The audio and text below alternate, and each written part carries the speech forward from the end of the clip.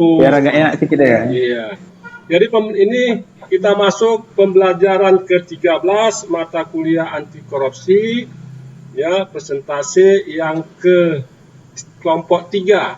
Ya, dengan mengucapkan bismillahirrahmanirrahim. Assalamualaikum warahmatullahi taala wabarakatuh. Waalaikumsalam. Waalaikumsalam. Dan selamat malam kepada anak-anak Bapak semua. Ya, untuk itu kita persilakan waktu dan tempat pada kelompok 3. Terima kasih Pak untuk waktu dan tempatnya. Assalamualaikum warahmatullahi wabarakatuh. Selamat malam, salam sejahtera untuk kita semua.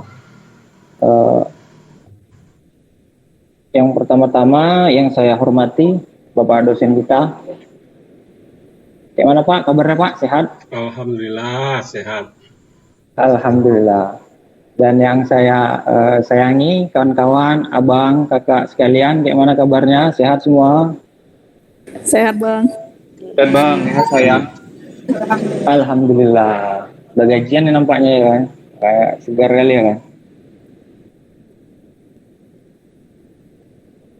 Oke, kami dari kelompok 3 ingin mempresentasikan studi kasus korupsi yang mana studi kasus yang kami angkat ini adalah tentang Juliari Batubara, yang dimana kasus ini terjadi pada saat pandemi COVID-19. Sebenarnya kasus ini sih nggak puas karena tidak dihukum mati si pelaku ini. Tapi ya udahlah, namanya juga pengadilan ya kan yang menentukan. Baik, untuk pembacaan selanjutnya diberikan kepada Echa Perina. Dipersilakan untuk membacakan slide-nya. Terima kasih Bang Khairul. Oke. Selamat malam Pak. Malam. Pengertian korupsi. Korupsi berasal dari bahasa Latin corruption. Kata ini sendiri memiliki kata kerja corrumper, yang artinya busuk, rusak, menggoyahkan, memutarbalik, atau menyogok. Dapat disimpulkan bahwa korupsi adalah tindakan memperkaya diri sendiri atau mengutamakan kepentingan pribadi. Faktor-faktor penyebab korupsi. Faktor internal merupakan penyebab korupsi yang berasal dari dalam diri manusia, meliputi aspek perilaku, individu, aspek sosial, keluarga, dan lingkungan. Faktor eksternal merupakan penyebab korupsi yang berasal dari hal-hal di luar diri perilaku, meliputi aspek hukum, aspek politik, dan aspek organisasi. Pada Mei Selanjutnya Kak Putri. Pada Mei sampai November 2020, Mateus dan Adi membuat kontrak pekerjaan dengan beberapa supplier sebagai rekanan yang diantaranya Ardian, IM, dan Haris Sidabuk, dan juga PT RPI yang diduga milik Mateus. Uang tersebut selanjutnya dikelola Eko dan Selvi N selaku orang kepercayaan Juliari untuk digunakan membayar berbagai keperluan pribadi Juliari. Kemudian pada periode kedua pelaksanaan paket bahasa sembako, terkumpul uang fee dari Oktober sampai Desember 2020 sekitar 8,8 miliar. Sehingga total uang suap yang diterima oleh Juliari menurut KPK adalah sebesar 17 miliar. Seluruh uang tersebut diduga digunakan oleh Juliari untuk keperluan pribadi. Atas perbuatannya itu, Juliari disangkakan melanggar pasal 11 Undang-Undang Nomor 31 Tahun 1999 tentang pemberantasan tindak pidana korupsi sebagaimana telah diubah dengan Undang-Undang Nomor 20 Tahun 2001 tentang perubahan atas Undang-Undang Nomor 31 Tahun 1999 tentang pemberantasan tindak pidana korupsi JO pasal 55 ayat 1 ke 1 KUHP. Juliardi divonis 12 tahun penjara dan denda 500 juta oleh Majelis Hakim Pengadilan Tindak Pidana Korupsi atau Tipikor. Majelis Hakim menilai yang ngomong buka webnya dong. web call-nya buka. Nah, gitulah, biar kelihatan wajahnya. Ulang aja ya. Iya. Juliari divonis 12 tahun penjara dan denda 500 juta oleh majelis hakim. Gak bisa kan dari sini. Juliari divonis 12 tahun penjara dan denda 500 juta oleh majelis hakim pengadilan tindak pidana korupsi atau Tipikor. Majelis hakim menilai Juliari terbukti melanggar pasal 12 Undang-Undang RI nomor 31 tahun 1999 tentang pemberantasan tindak pidana korupsi sebagaimana diubah dalam Undang-Undang RI nomor 20 tahun 2001. Selain itu, hakim juga menjatuhkan pidana tambahan untuk membayar uang pengganti sejumlah 14.590.450 rupiah atau sekitar 14,59 miliar. Jika tidak diganti, bisa diganti pidana penjara selama 2 tahun. Hak politik atau hak dipilih terhadap Juliari pun dicabut oleh hakim selama 4 tahun. Hal memberatkan Juliari menurut hakim perbuatannya dapat dikualifikasi tidak kesatria, ibaratnya melempar batu sembunyi tangan. Kemudian berbuat tidak berani bertanggung jawab, bahkan menyangkali perbuatannya. Hakim juga menilai perbuatan Juliari dilakukan dalam keadaan darurat bencana non-alam yaitu wabah COVID-19. Sementara yang meringankan, Juliari belum pernah dijatuhi pidana. Ia juga sudah cukup menderita dicerca, dimaki, dihina oleh masyarakat. Hakim juga menilai Juliari telah divonis oleh masyarakat telah bersalah, padahal secara hukum terdakwa belum tentu bersalah sebelum adanya putusan pengadilan yang berkekuatan hukum tetap.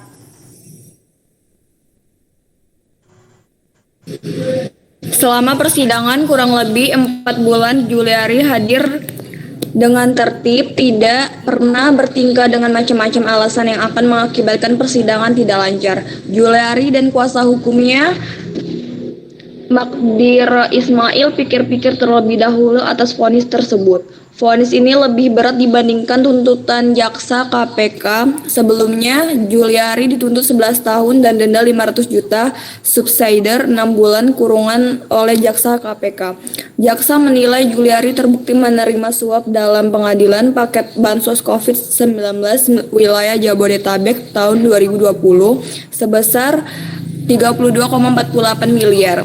Selain itu, Juliari juga dituntut pidana pengganti sebesar 14,5 miliar dan hak politiknya dicabut selama 4 tahun. Dalam tuntutannya, jaksa menyebut mantan Mensos ini merupakan memerintahkan dua anak buahnya yaitu Matius Joko dan Adi Wahyono untuk meminta fee 10.000 tiap paket bansos COVID-19 dari perusahaan penyedia bansos. Uang itu digunakan untuk kepentingan Juliari. Jaksa juga menyebut bahwa politisi PDIP itu menerima uang melalui perantara pelaksana tugas Direktur Perlindungan Sosial Korban Bencana Sosial atau PSKBS, Kementerian Sosial sekaligus kuasa pengguna anggaran KPA Adi Wahyono dan pejabat pembuat komitmen PPK proyek pengadaan bansos COVID-19 Matius Joko Santoso. Uang suap itu diterima dari konsultan hukum Heri Van Sidabuke sebesar 1,28 miliar, Direktur Utama PT 3 Pilar Agro Utama Ardian Iskandar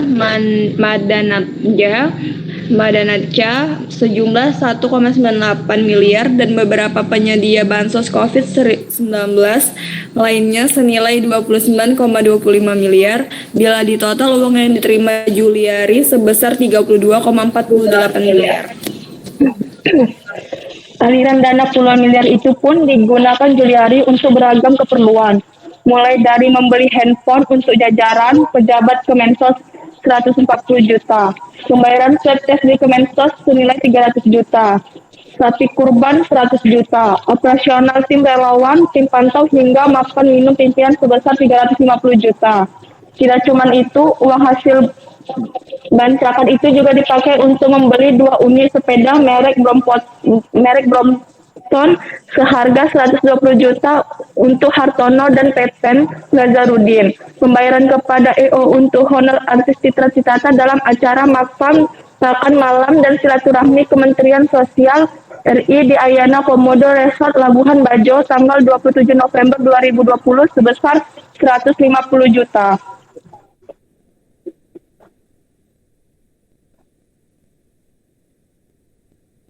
Lalu kegiatan operasional Direktorat PSKBS sebesar 100 juta. Sampai pembayaran private jet untuk kunjungan dinas Juliari ke Lampung sebesar 270 juta. Ke Denpasar Bali 270 juta. Ke Semarang sebesar US dollar 18.000 dan pengeluaran-pengeluaran lainnya yang digunakan untuk kegiatan operasional di Kementerian Sosial. Bahkan dalam pemeriksaan sidang, jaksa mencecar terkait aliran uang yang pernah diserahkan kepada Ketua DPC PDIP Kendal Ahmad Suyuti yang diakui Juliari sebagai uang untuk operasional DPC Partai Gelogo Banteng tersebut.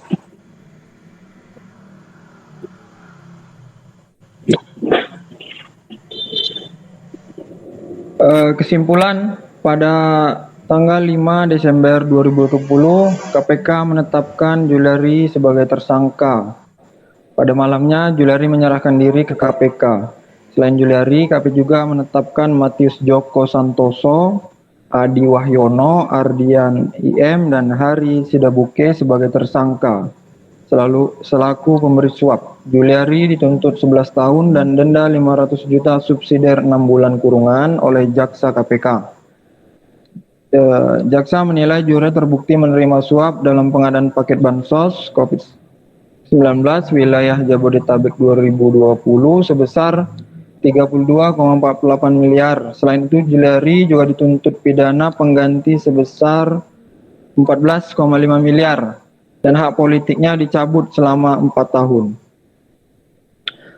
Saran, pemerintah harus lebih tegas terhadap hal korupsi. Jika seorang melakukan tindak korupsi, maka seorang itu harus dipenjara selama mungkin dan pemerintah tidak boleh dengan mudah disogok oleh orang yang melakukan korupsi, khususnya di masa pandemi. Terima kasih.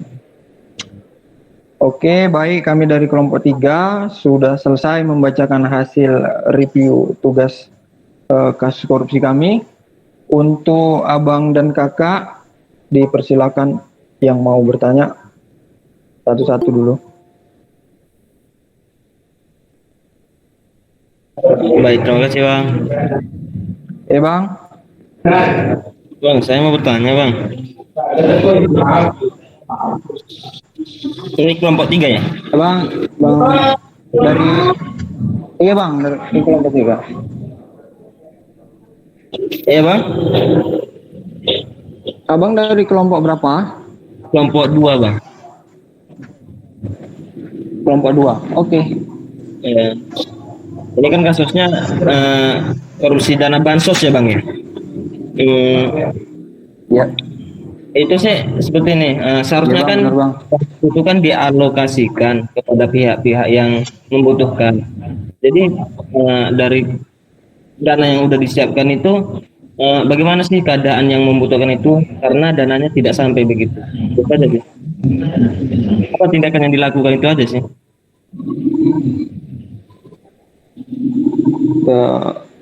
Gimana Bang? Coba ulangi Bang, tadi putus-putus sudah. Jadi begini Bang, dana bansos itu kan memang diperuntukkan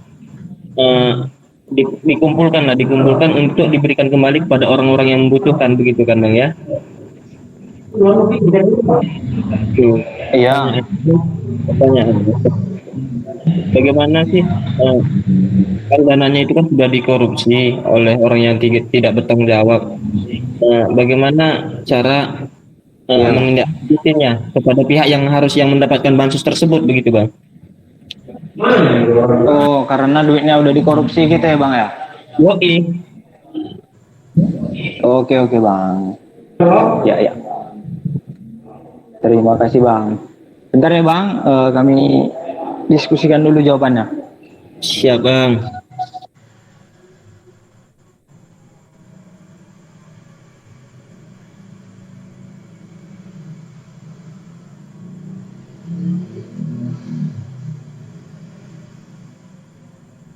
Pak, azan Pak. Ya, karena azan kita break sebentar ya. Baik Pak.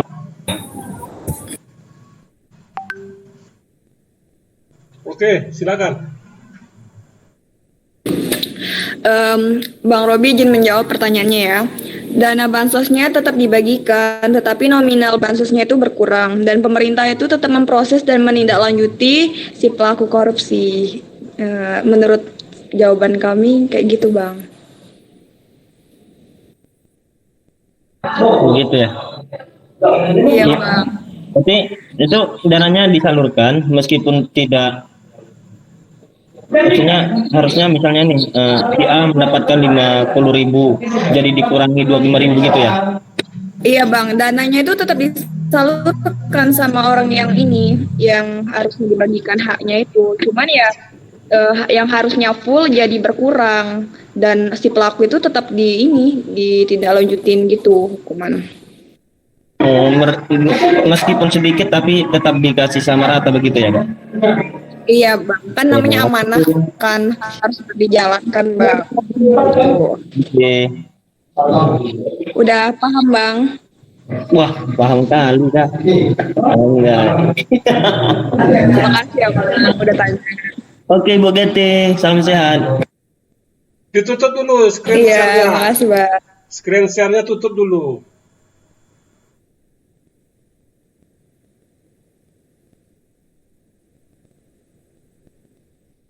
Kak Giti, tutup dulu Kak Giti. Iya, ayo terus, Erul. Iya Pak. Jadi gitu Bang Robi ya kan. Kalau biayanya tuh tetap disalurkan ke masyarakat karena kan masyarakat kasihan juga terkena pandemi, pemerintah harus hadir di situ kan walaupun duitnya dikorupsi, tetapi ya itulah nominalnya berkurang dan untuk si pelaku tetap diproses secara hukum yang berlaku itu Bang Robi. Selanjutnya dari abang kakak semua ada yang mau nanya lagi?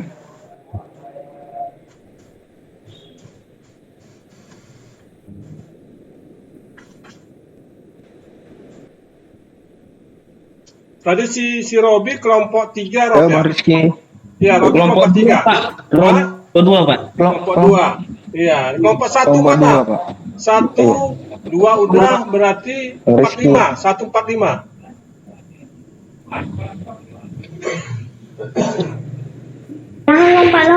Farhan Pak, kelompok 4. Farhan ya, kelompok 4. Jadi Pak gini Pak, Bang, Abang dan Kakak gini Bang, jadi itu kan dia katanya kan tersebut tadi dia membelikan barang, pembayaran artis Cita-Citata juga. Itu bagaimana Bang dengan orang-orang itu Bang? Apakah mereka juga tersangkut korupsinya atau apa? Sedangkan kan kata Bapak Ari itu kan juga siapapun yang mengetahui dan menerima uang suap itu juga terkena sanksi juga gitu Bang. Jadi gimana orang-orang itu tadi Bang?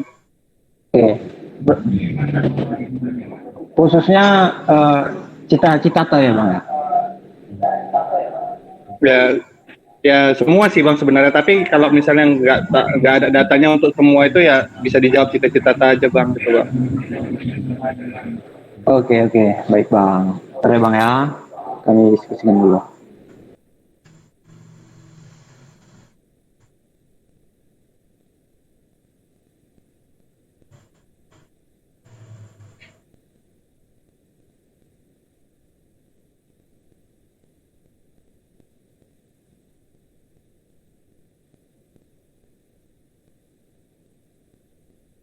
Jangan lama-lama diskusinya.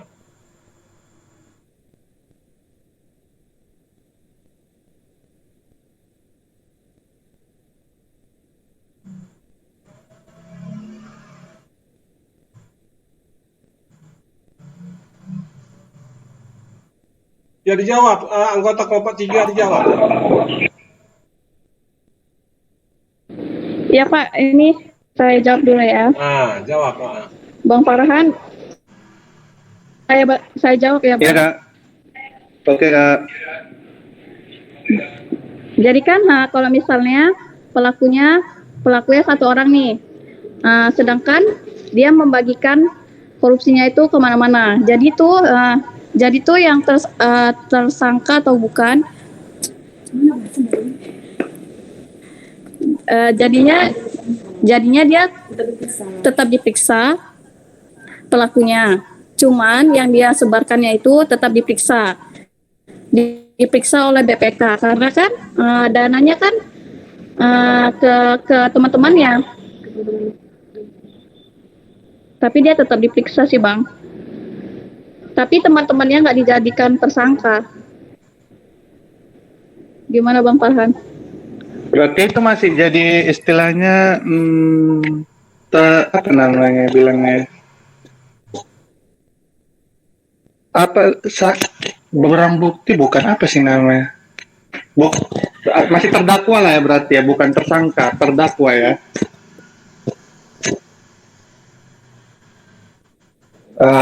Bang Farhan izin menambahkan Bang.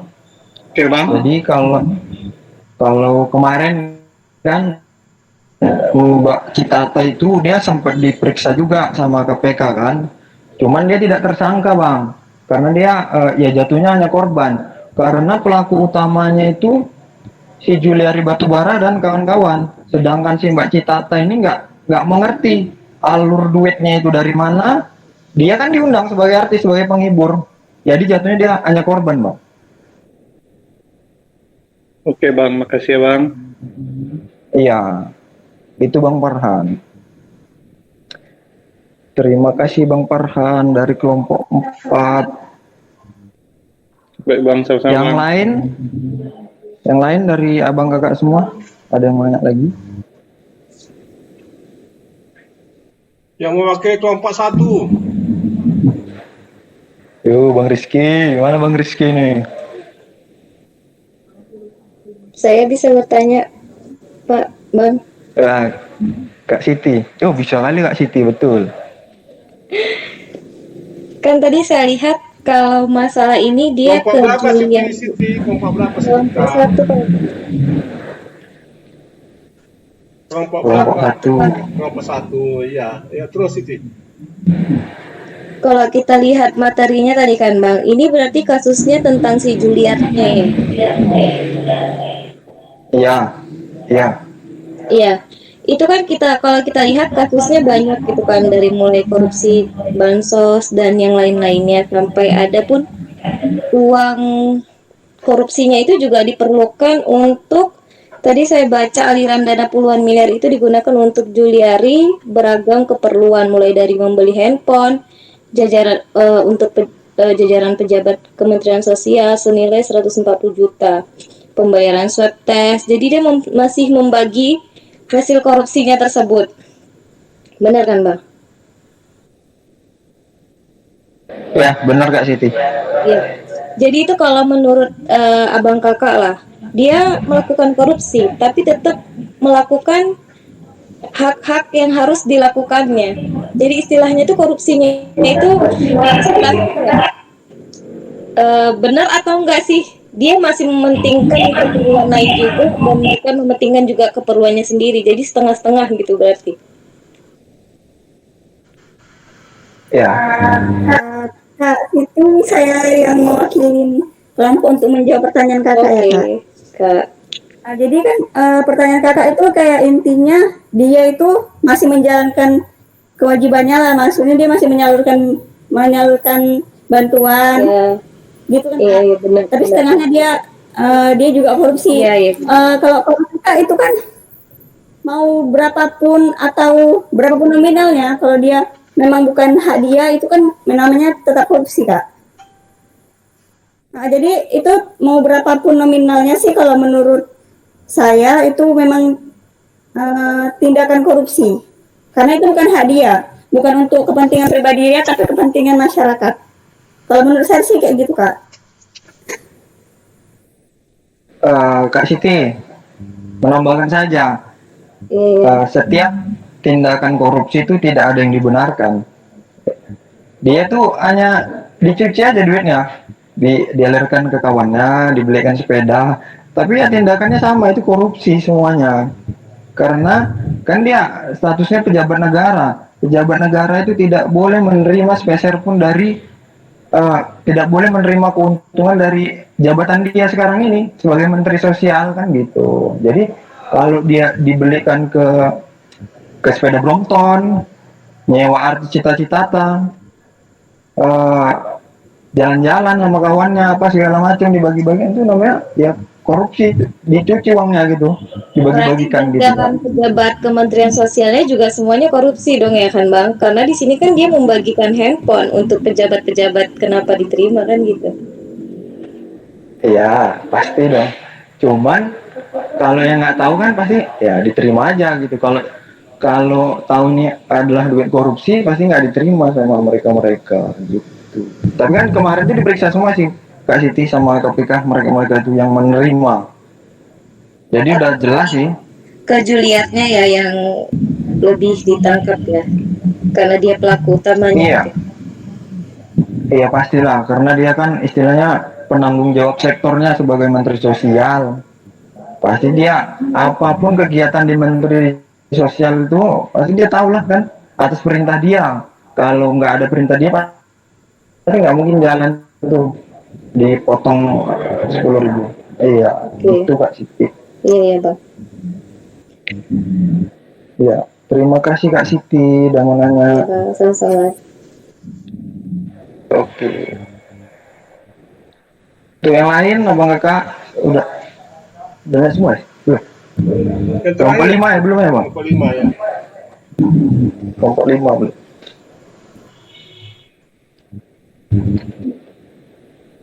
Aleda mau wakili kelompok 5.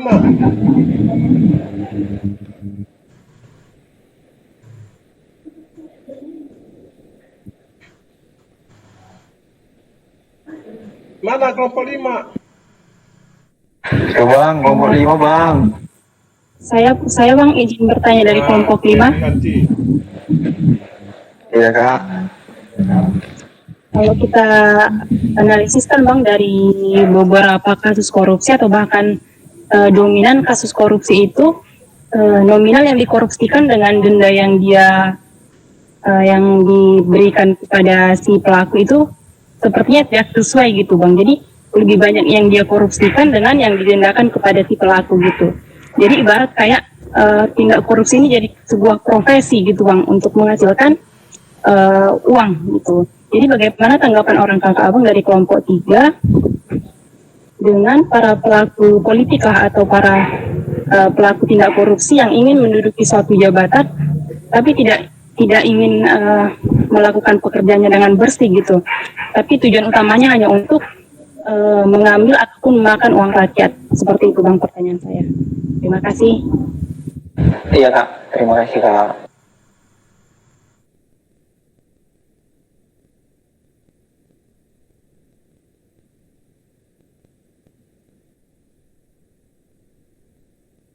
Ayo kelompok 3 jawab aja. Iya, enggak kak, saya lanjut jawab ya. Ya itu kan kak keputusan dari hakim. Dia itu dendanya sekitar 14 miliaran, itu karena keputusan dari hakim untuk untuk dendanya sekitar segitu gitu kak. Memang iya korupsinya itu lebih banyak daripada ganti ruginya, cuman itu kan kak udah keputusannya gitu dari hakim. Dan itu kan sesuai dengan pasal yang ditentukan kak, gitu kak.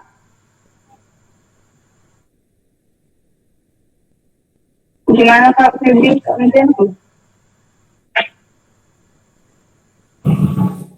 Oke kak. Itu tuntutan dari jaksa ya kan, sekedar menambahin. Jadi ya itu memang kalau segitu dendanya atau ganti ruginya, saya kira itu udah pasal yang segitu udah ditetapkan sama DPR kan. Mereka yang menetapkan, DPR ini yang membuat undang-undang dan diteruskan oleh jaksa untuk menuntutkan dan hakim yang memutuskan. Itu sih kak.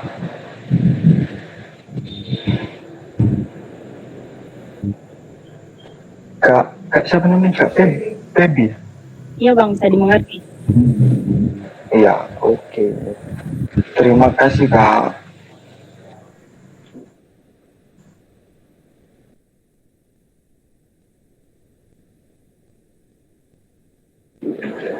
Terima kasih untuk abang kakak semua yang telah berpartisipasi atau nanya-nanya di kelompok 3.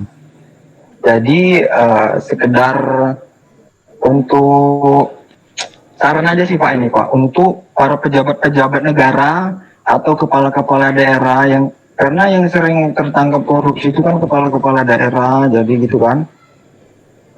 Sebelum mereka menduduki jabatan kepala daerah itu, setidaknya itu diikutkan Lemhanas dulu loh Pak. Jadi mereka ini biar tahu apa tujuan negara, kayak mana mensejahterakan rakyat-rakyat kita. Jadi jangan gimana ya, asal-asal aja gitu kan. Ada proyek bagus, korupsinya sengsara rakyat-rakyat kita kan. Terlepas dari biaya politik dia. Makanya pada saat ini kan presiden threshold itu mau dihapuskan yang 20% itu kan Pak.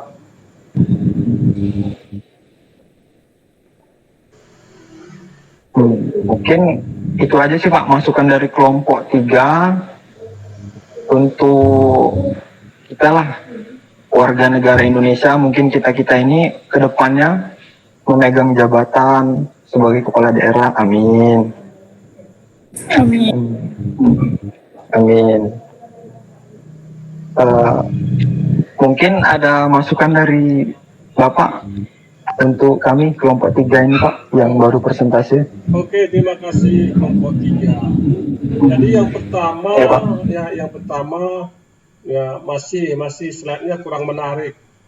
Ya, masih membaca, belum diringkas slide-nya. Ya, jadi audiens pun